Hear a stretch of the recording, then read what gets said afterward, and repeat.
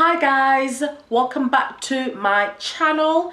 If this is your first time watching me, thank you so much for checking out my video. I hope you like what I'm doing here, and I really hope that you do subscribe and come back again. And if this is your 6th or 4th, 5th, 3rd, whatever time watching my videos, thank you so much for coming back, and I hope you like what I have for you today. So this video is one that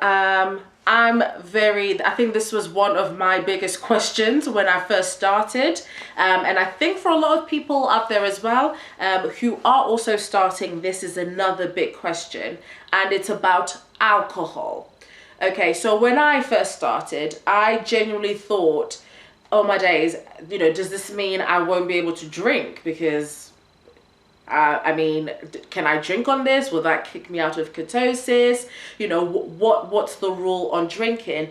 And I was very happy to discover that you can still drink on keto and you won't be kicked out of ketosis if you drink the following types of drinks. So obviously, I mean, this is obvious, you can't have cocktails, sugary cocktails, like fruity cocktails. You can't have those anymore because they're full of sugar, and that would definitely kick you out of ketosis. You can't have any drink really that's sweet, because if you have a drink that's sweet, then again, obviously that means that that drink has sugar in it. So you can't drink that because that will kick you out of ketosis. However, you can drink spirits, because they don't have any sugar in them. Spirits are actually 0 carbs, if I'm not mistaken. If I'm wrong, I'll write it here, but I think I'm pretty certain it's 0 carbs for spirits. Obviously what you mix them with is important. So you've obviously got your sugar-free drinks. You can pretty much mix it with that. You can mix it with soda water, or you can have it straight. I mean, shots. You can have it straight if you want to, which is a big thing for me because I love whiskey. Absolutely obsessed with whiskey. I love all sorts of whiskey, and I was scared that, oh my god, so if I decide to do keto, I won't be able to drink whiskey anymore. But I can drink whiskey. Obviously I love whiskey on the rocks, which works perfectly, but then I can also have the sugar-free mixes with it. So that's good news for people that love spirits. A bit of bad news for people that love beer. I think it probably goes without saying that beer is basically a carb that you're drinking.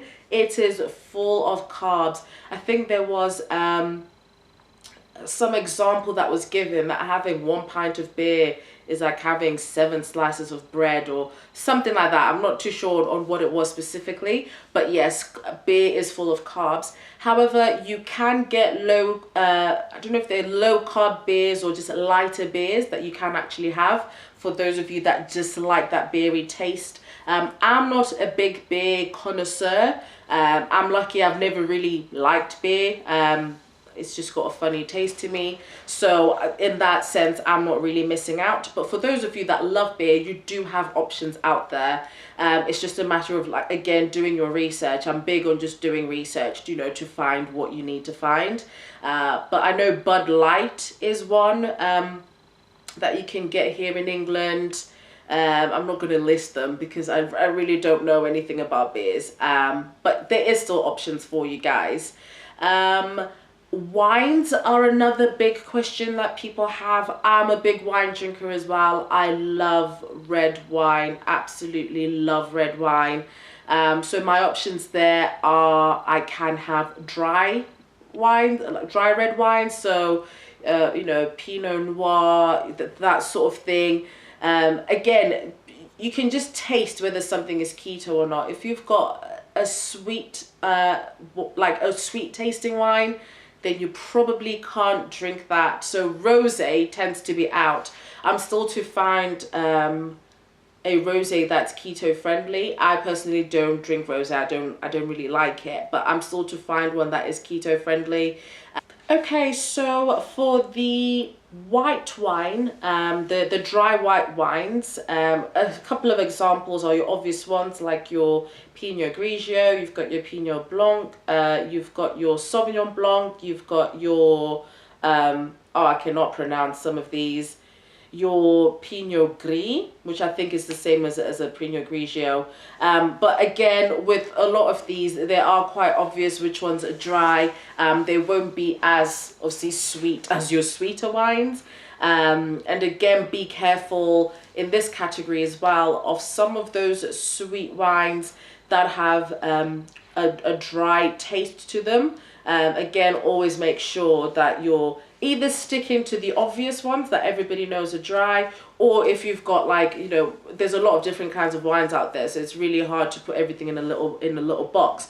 But always just make sure that you are double checking that the wine you're having isn't a sweet wine pretending to be a dry wine. But yeah, in terms of drinking, I feel like again, you will get the people that do keto that will be very against alcohol, that will say don't bother, you know, drinking it because your body can't use alcohol, you know, as a type of energy, so you're just wasting you know, metabolism time by metabolizing alcohol instead of metabolizing the fat in your system. But at the end of the day, we are all different. We're all still trying to just live our lives. And for a lot of us, alcohol is a part of our lives. You know, we still go out, we still socialize with our friends, we still want to basically lead a normal life. You don't want to feel like you're giving up everything, you know, to live a particular way. If that is your way to do this, then please, by all means, you know, don't drink. That's probably the, you know, the best thing for you. But for those of us that still like, you know, some alcohol here and there, it's definitely important to know the options we have. The other thing as well that's important to know when you're on keto and you are drinking is your tolerance is significantly lowered. So, oh, sorry about that. Yeah, so your tolerance is significantly lowered when you are on keto. So this isn't for everyone. I'm a weird one. Sometimes I can still drink quite a bit and be okay. I think it depends how much food normally I've had to eat that day, so that's still important. Make sure that you are still eating in that day if you're going to be drinking. But other times I'll have a little bit and I'm like, ooh, I'm feeling this already. I think for me, it normally depends with how much I've actually had to eat that day. However, I have read stories of ketoers who will literally now will drink one glass, will drink 2 glasses and they're completely gone. Like they are drunk, like they're gone. You know, so it's again up to you to make the judgment. We're all grown-ups. Just be careful with the first time that you drink. I gave up drinking for the first month of keto because I just wanted to give my body that time to get into a fat adapted state. Obviously I know I'm probably not fat adapted after a month, but it was just to give my body the best chance really to get used to what I was doing and to get used to the changes I was making. So I didn't drink for the first month and I was so nervous the first time I was going to be drinking. But the first time I drank, I was actually fine. It's quite strange. I say fine, obviously I was drunk, but I was okay, and I was drinking whiskey because that's my go-to. I was drinking whiskey and I was okay. I didn't feel too drunk. I didn't feel sick or anything like that. I was okay. And I know some people do get those symptoms quite early, so I think I'm just lucky. I've always had quite a pretty high tolerance before, like a really high tolerance. So maybe mine probably did go down, but because mine was so high before, it didn't make that much of a significant difference. My other tip is make sure you are hydrated. I think the reason I felt okay, again, was because I'm obsessed with research. I'd done all of the research about what to do when you're drinking on keto, that I was so prepared for things to go wrong, that nothing went wrong because I did everything I could to make sure that didn't happen.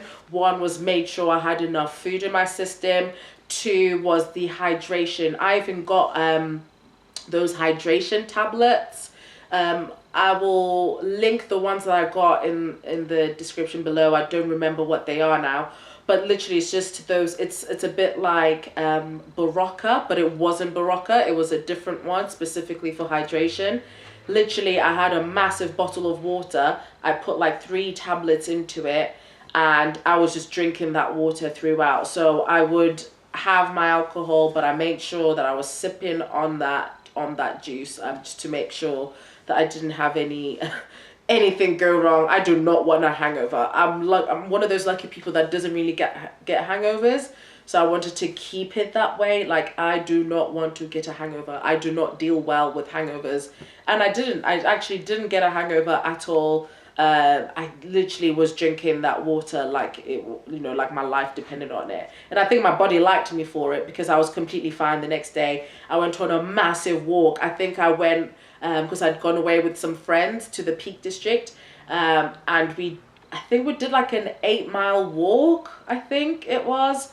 It was about just over 20,000 steps we did that day. We were walking for hours. And this was the day after the first time I drank, and I was fine. I mean, apart from my feet hurting, but that had nothing to do with drinking. So yeah, my biggest tip is eat, please. Just eat and make sure you are hydrated. That is probably the most important tip I can give you when it comes to keto and alcohol. Yeah, so I can't really think of anything else to do with alcohol. Obviously, if I have left anything out of this video, if you have more questions either to do with alcohol or again to do with anything else, don't hesitate to get in touch with me. I will leave all my social medias in the description bar below. Or you can just use the YouTube comments to get at me. So once again, I will see you guys next week, Tuesday, with another video. I hope you guys have an amazing week. Until then, thank you for joining me. Bye.